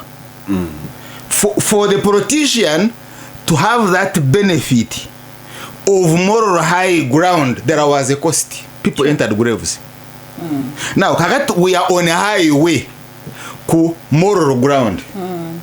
Kisinzirana na wangula. It's a huge contestation. Museveni bwanaji wangula, he will stay. Bwe muwangula, he's gone. It's a big fight. Bino yola ba byamugumyangereje bize besi jo collapsing alebelala. It's a big war, it's war. Arejo ganga tuyingira wano. Toyagala kuchulira, batoja kuchulira. Kakati bail as bail wetukolera CA, and it's an ideological problem. And either Mukuru Museveni is wrong, courts could also be wrong, oba ne judicial system fena nga tetukitegera. Bail is about the right to liberty. Gwe banjeko liberty, si gwe ayino kunyonyola why you should be given bail. You get? It is olya kujawo liberty. I know kunyonjola that your liberty is a threat. I.e. witnesses or oyinzo okubula that you may exploit your liberty no one on what on trial. But for you don't need to prove manyina express of a body nyine byapa. No, that's insanity. I know kunyonyola that gwe oyina issues yoli. That's why it's been 10 million shillings ebyo na bize wabutamanya. Why? Because it has become a political issue. Katkangene ku trial. We are no longer dealing with the question of law and justice. Kat it's public opinion. And koti y'abantu. I'm not very sure ejera mu koti y'abantu. No.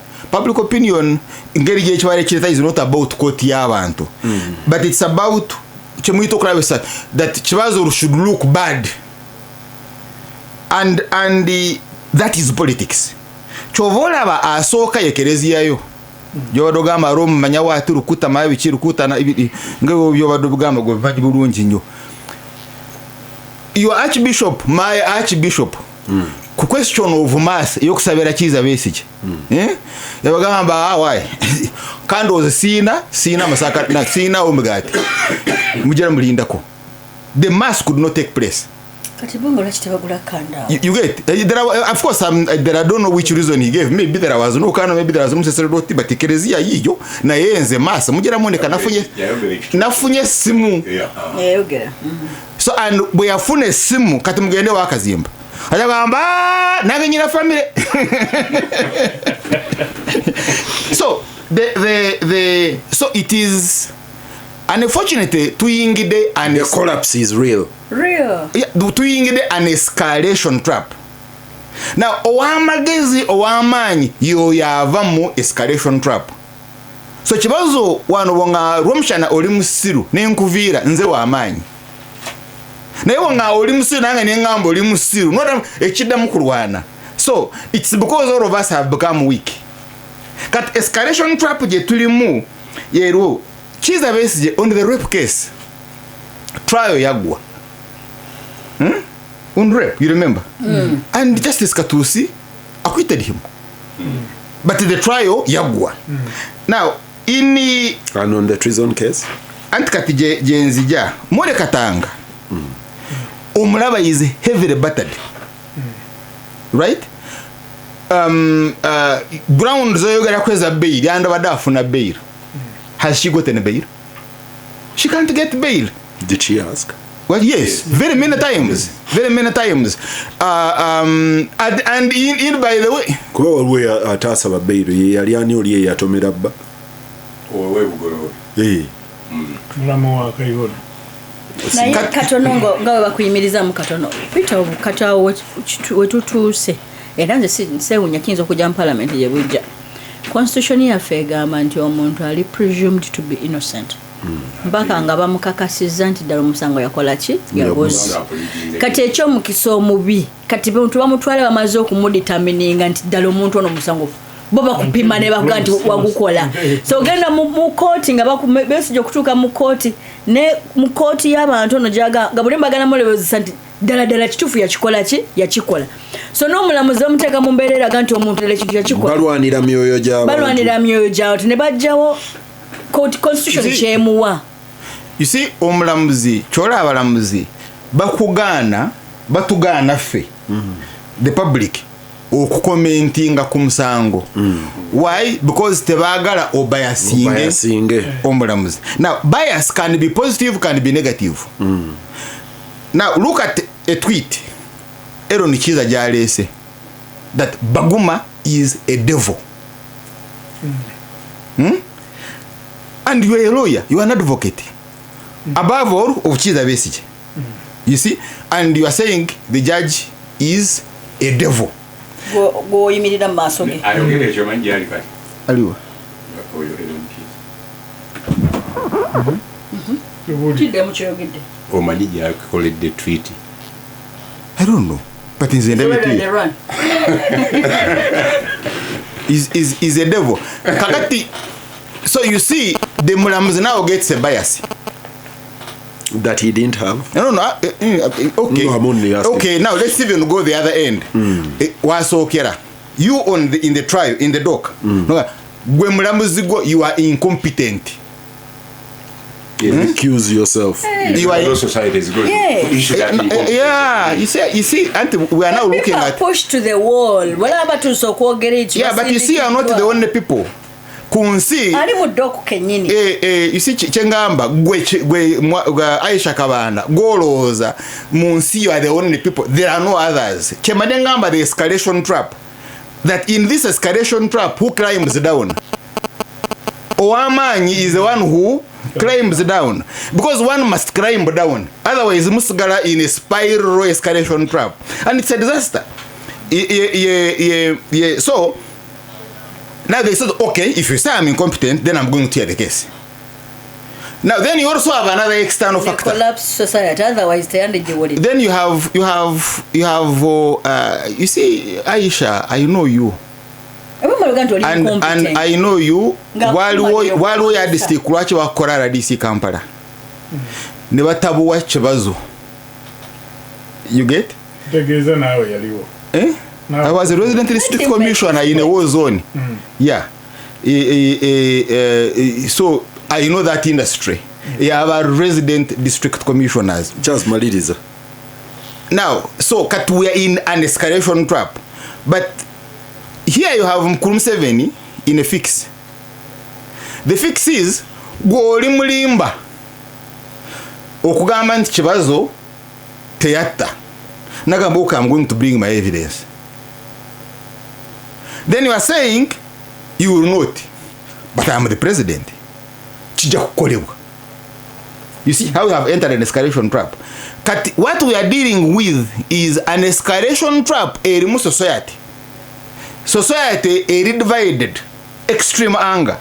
Unfortunately, this extreme anger is a spark out of death. So it's a question you know could debating to see how do we get out of the escalation track. Oh no, Aisha Kabanda tasobola kuogeza manyi gayogeza ku Captain Ora. But Captain Ora is entitled to bail. Why don't you push bail for Captain Ora? Because choose Lukiza Besigye with the same vigor. When it comes to Ola, which one? Because I know you. There is a bias. Just like we know Yes, there you is a also. bias. One. Just like we know you also. omanyi nasirise Yes, mpulirize Romshana No, there is a bias. Namugambye. The bias is. nga tetunayingira programu era yamanyi kyendowooza I don't know, Chewangambye, I would tell you as a brother, get out of it. Don't enter an escalation trap. It's very dangerous. But kibazo kuba kone bias. Ndega kibazo muntu mubinga nga ye bias jenyina mbambula ko spark. And it can be dangerous. So society gwe umugunjufu asomye yamba society evemu escalation trap. Otherwise tugenda kubuza katono. ngenda kutula ampuliriza gasimbagano ne bannamawulire nkomawo gasimbagano ne bannamawulire radio Simba Peter Kibazo mu studio zagikwanjulira Charles Romshana, Aisha Kabanda, Siraje Rwama, Ahmed Katerega Msazi ne Kennedy Mutanyo. Ngenda kusada chika zino zigadayo ntono nyo. Weekend mbade mu story mu New Vision najira bakondoza ne in one of the online papers. It is one of those stories that people miss. Naye it is a story that tells our story ngegwanga ne enforcement. Ekirungi nina Katerega wano DC, ono yali DC, ono naye yali DC. Story yabadde ya mukyala n'omwami balina farm e Mukono. Somewhere in Mukono. Balina ente 31. Baakafiirwako ente 19. Ente ezo tezifa bulwadde. Mulirwana waabwe okulinaana ewaabwe gavumenti yamuwa license okurecyclinga batteries. Katerega story oyinza kuba wagirabyeko mu New Vision yabadde baji flagging ku front page naye nga eri munda mulirwana waabwe gavumenti yamuwa license okurecyclinga batteries. Lead ava mu batteries n'agenda mu nzizi zaabwe naye faamu eno eriko emmere balima ne batunda emmere Mukono mu katale nejja mpaka Kampala envendiirwa balina n'abantu abakozesa ekisenyi kyabwe bo tebalimaamu balina abantu abakozesa ekisenyi kyabwe abalimayo enva naye ente ziri omuddo bamuyita napia bandoza bamuyise napia grass ente bwe zaali omuddo ogwo zaafa abantu baawo abakola ku faamu n'abalala ne banyiigira nannyini faamu omulundi ogumu zaafa ente 4 ebifaananyi nabirabyeko nga baziziika ng'obunyiivu bw'abakola ku faamu n'ab'ekyalo lwaki oziika ennyama eno sebe mwogole nalabako gye baaziikanga bwe baagendanga bo ne bagiziikula ne bagirya kati tetumanyi na kumanya oba eventually bana abaziika tebagiziikula nannyini faamu ng'obunyulumi bwaga nti enente bw'olaba yeeridde omuddo neefa abantu bwe banaagirya banaabaaki amata g'akama yagamba abakozi be bagayiwe agamu bagasimagolinga baakubira nema ne bakubira Mukono district ne bakubira Ministry ya Agriculture balinamu ku means si bayinike ne bakubira Ministry ya Agriculture bwe yagenze ku faamu yabagambye mumanyi wano kati mmwe mwina kusengukawo okusobola okulunda mmwe muveewo ebito tukoze bubi nkutunulira nga nkuyinako obusungu bulwa engeri kituufu byogerako bikulu nnyo nondesa omusajja nantaddemu obusungu kubanga kyabadde tutemu escalation trap mbadde njagala atubulire how do we get out of it kati mbulira oneseyo olaba society nga bwe tuli mu bya kansa atuleetera ebitaliimu yinki bannange tuve ebyomusajja okuwajagiritanga byebitaliimu Siraje njagala comment yo kubanga wano we tuli natunula bago by'abantu mu lutobazi bakoze batya ne kakati eno situation ya mulunzi ayina embuzi kati bangambye nti balirwana abaabwe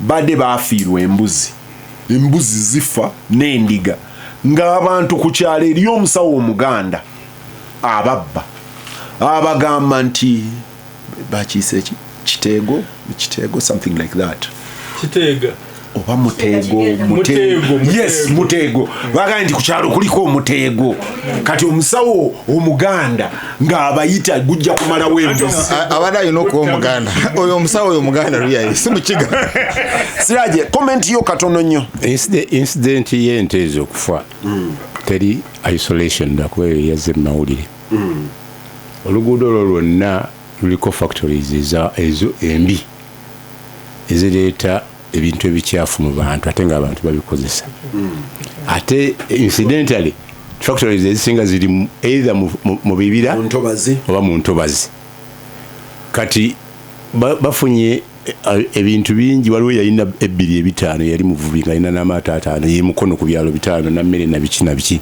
ng'ogyeko okuzibba ezimu zaali ziriraanye factory ezo era ne zijja nga zifa ona akyali muto nti wante 13 naye oli yalina 2,500. The same thing happened recently ku Nsoweri za forest. Government yajjako abalunzi b'ente negamba eyagala tuli commercial farmers ne babagobako naye nga ne bafuna aba license 5 finally abalaalo bazinda ebyalo ebyo 8 egomba ne bazireetako ente naye nga bayambibwako aba UPDF abamu kikyoncho ne bajjayo prime minister najjayo ne bigaana ne bajjayo nenkola report nga ngenzeeyo naye nga naffe abalaalo baagala tukuba kasita bamanya nti oli w'amawulire finally it was resolved naye ekimu ku effect ng'ogyeko ente zibeetemeranga ne bagamba nti bana abafutritranwampa bwali waliraanyeewo ebintu ebireeta gas mu nte ezo so it's not an isolation nema yeri responsible. Where is government? Bwebe etulugunya abantu abamu ebaleka nibakola ki bibaagala nibaga nti wali gazetted ninga mu line emu temuli wali gazetted olaba olukukuuto olwo nadze badde bamenya side zenu mu Wakiso waliwo baaleka naye nga amazzi gatandise n'okumenya bridge awo ng'omwana wa Sudiri we yafiira ng'ezeemu olumya tufa lw'amazzi agakola ki agatambula so tebali systematic nti bamenya wano balekawo bamenya awamu balekawo batuuka ku kyoga ne bagamba Abachina ne balima pako gundi neyagala okugwamu era yagwamuko so malokuwa eriansa ba information kubatula ku lukiiko lwa ebyobulimi mu parliament angamba muwe story eno yali mu New Vision ku Lwokubiri nga 28 yali mu New Vision ku Lwokubiri nga 28 eri flagged on the front page Mukono chokes as toxic fumes kill 16 cows. Aisha Peter nakugamba lumu wano ku show nti twafuna omukisa okulambulako awo baliki bugolo byawe balongosereza amazzi awo nenfuna n'omukisa ogendako ne Katosi era nayo balongoserezaayo amazzi abawota bagamba badduke gaba bagende Katosi beetaase ebimera bingi bino ebyakiragala byemuli wano greens bijja ne biva mu katale ne bibeerawo ennaku 2-3 ne mubisanga nga biri fresh bambi naye nga tebalina fridge mwe babitereka. Information gye twafuna nti abasinga obungi bagenda mu nearby myala ne bateekamu greens zammwe ne vegetables zammwe zisulemu zisigale nga ziri fresh mujje muzigule naye nga ekiro kyonna bibeera bi-absorbinga obukyafu obuli mu myala egyo. Emyala jijjudde obukyafu ideally kyandibadde nti nno buli factory yandibadde yina weerongosereza amazzi gaayo nga tenabagayiwa mu nnyanja oba negaddamu nega recycling ne bwe gava mu factory bagayiwayo. Mbadde nina program esima boreholes twayagala abasajja abo twetusima nabo borehole tubatwale tubakwataganye ne ministry bakole omulimu omulungi okusima borehole osima amazzi amalungi ng'olina okubala last toilet eri awo ojibale more than 70 meters wansi atoke wansi more than 100 meters is it 100 feet wansi okusimira abantu amazzi nenga netubalanga borehole zonna eziri mu bitundu z'abantu teri borehole esima nezaali zitandise nga ziri more than 70 meters toilet zazisangayo toilet y'omuntu gyekoma okubanga eri kumpi ne borehole bule munywa ebisengejja nga biva mu toilet bikirira amazzi abantu ge bakola ki abantu ge banywa. So amazzi and ministry tells us mbu balina testers z'amazzi ago, balina department en'okutestinga amazzi g'abantu ge bakola ki ge banywa, n'emmeka ze tusanze nga zigenda zitestinga amazzi ge banywa.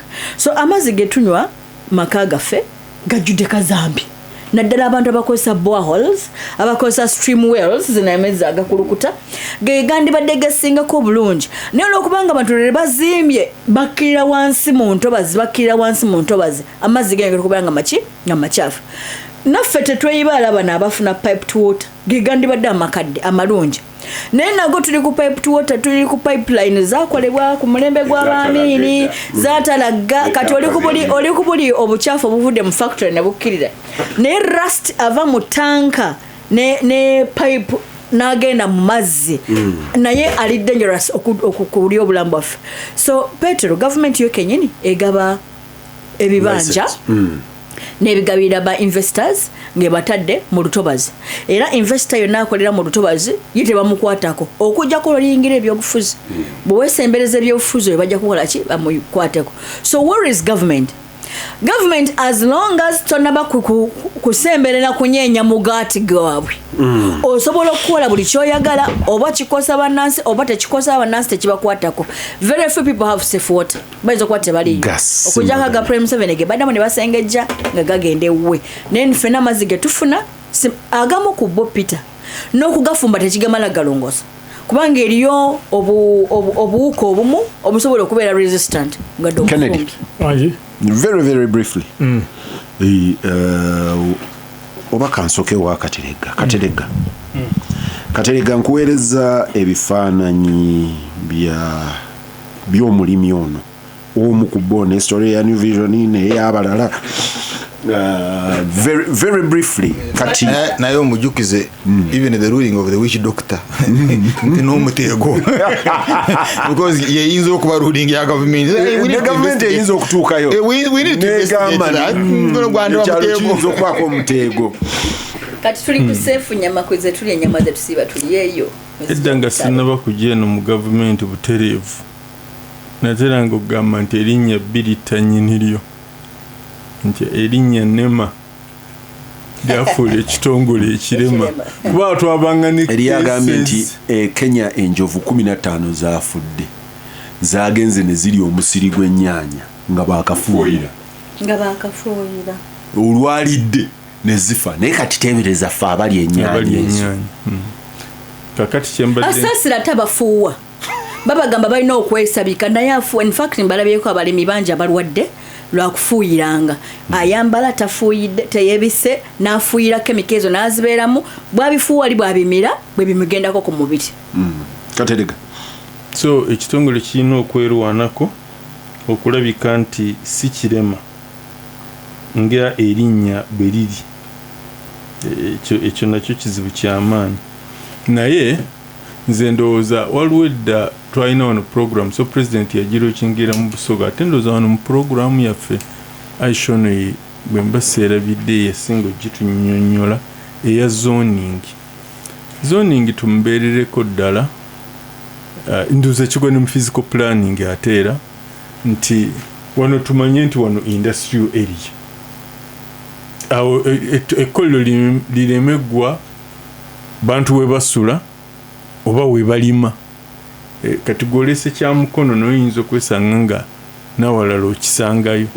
Ekyo kijja kuba kikulu nnyo nnyo. Tumanye wano balimi, balunzi, bavubi, wali obukolero obutonotono, wano bisulo, era ekyo kijja kutuyambira nnyo nnyo nnyo nnyo okusobola okubaako okutaasa. Kino kyakulabirako ekitulaga embeera eyo.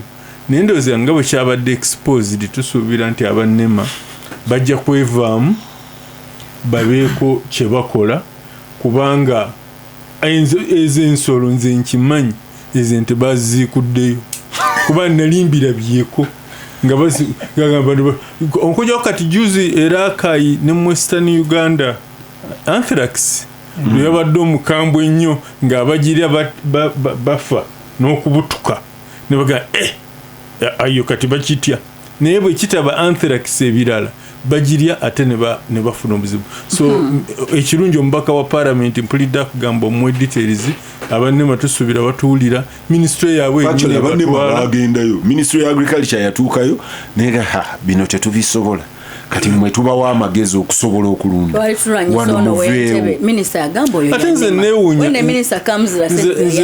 nze we nasengereyo emasajja nga omugamayanja gukyaliwo bwe guba gugenda okuyuwa eno mubasiraaki ng'era gukuumiddwa bulungi naye ng'abaavu tebannatandika kugwa enkurokingako nga bayambibwako abeerusi ne babulooka b'ettaka abagagga ne bagendayo nga kwe bazimbaako tebabafaako tubeere bakambwe ennyo kukuuma entobazi bwe tunaaba twagala Kennedy n'obutonde bw'ensi bwe tunaaba twagala obulamu bwaffe.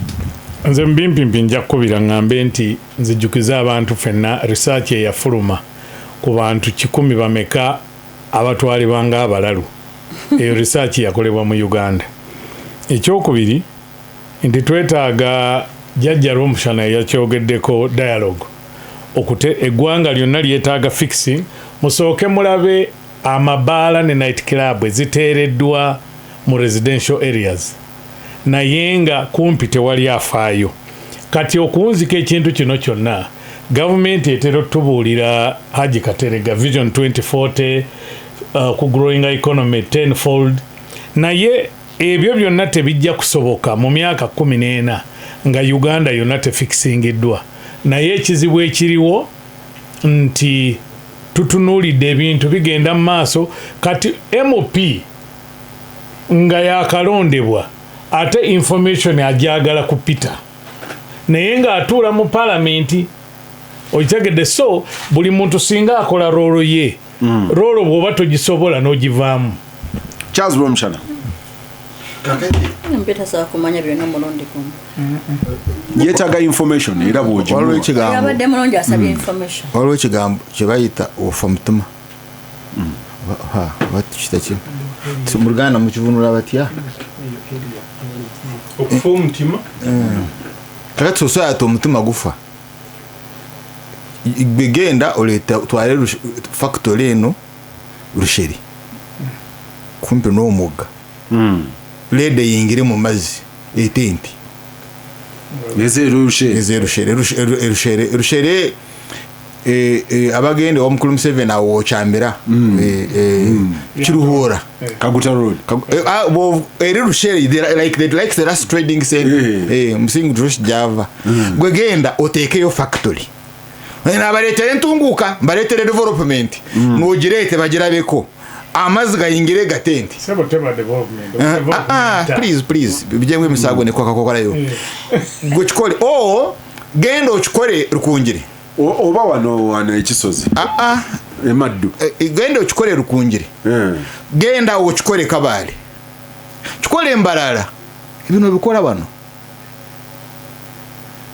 because mulinze kufa ente z'abayambyeko kubalaga muli bafu hakibazo nnyo okubeera n'okubenduulu bajja kugiwulira balinze balye n'ennyama they die because how can a society sleep this far balina okubeerawo bali babakolere video film kati mulinze then Lwomushana bakibazo bani bajja bakuba enduulu then babakwate nange mutuyamba mutuwogerera but katukukwata ku boda olabe how they rise kyobalyogerako ekyamasiro they rose. Why don't you rise where your life is in death? Olina factory. You see, banoboga ntoka ebire. No, these two Lwomushanas are different. Apana, please, ebintu ebijemwe emizannyo. Kat politics zebutambala. No, these two Lwomushanas. Fetu ina bwambala. Oli again we come. I come from bwambala. I come from bwambala, you come from butambala. So butambala. So eri bwambala. Bano bambala. Balite bambala. Fetu aggressive. So kati mkulu kibazo society level of consciousness bwebera that low egwawo you collapse, you perish. And togenda kugana China factories eza led bazugoba Did you know that? They are chasing them from China. Yes, China gye babikolereyo bo bagamba muve wano. They are closing them. Go wano mba wadda amataka. And whom are you expecting to fight for you? I gwegendo sinkane mukulu Katuba Wamala is a good friend. Jacob good friend. Friend. Kaliaka good kajeko. Okay. He's my friend. Kati mukulu Katumba we brief gitwamu wakomazi. Ay. Nze me, I'm going to be boiling my water. Nze changendo kwa ngenda kwa ngambo yiringa agange mukadomola. You see, I drink water. Arembo nabona nnyo because you countryside distribution is so mbona abona. Do you know why? Because nagenda ko mu factory nendaba process nga ekyuma kigana amaza amafu agayina ko problem. I think you saw it. Nga so nze nemfira kuki nemfira kwa but nagenda ko mu factory nembuzo omuyindi I want you to wash the cans bine binanka ne bine bikande bino byemuvumbika then ne munyiga amapesa ne munywa amazi nembuza bwenkiteka mu poison ranka ne chemicals ezo zente nenterekamu nenchikomyawo mu system ochozo otya. You see my friend please hunam kakati chikuyamba chigamba chi then nemubuza okay you are saying amazigano gava mu ozone reverse ozonation. Chiwandise ko nekapapura. I want you to do it. Because I was the command. I said you must do it. But you see, I said you do reverse ozonation. Njirabe ngokola ki ngogakola. Kakati omusirikale agoberera amazi je gava. Nga gava water and sewage corporation.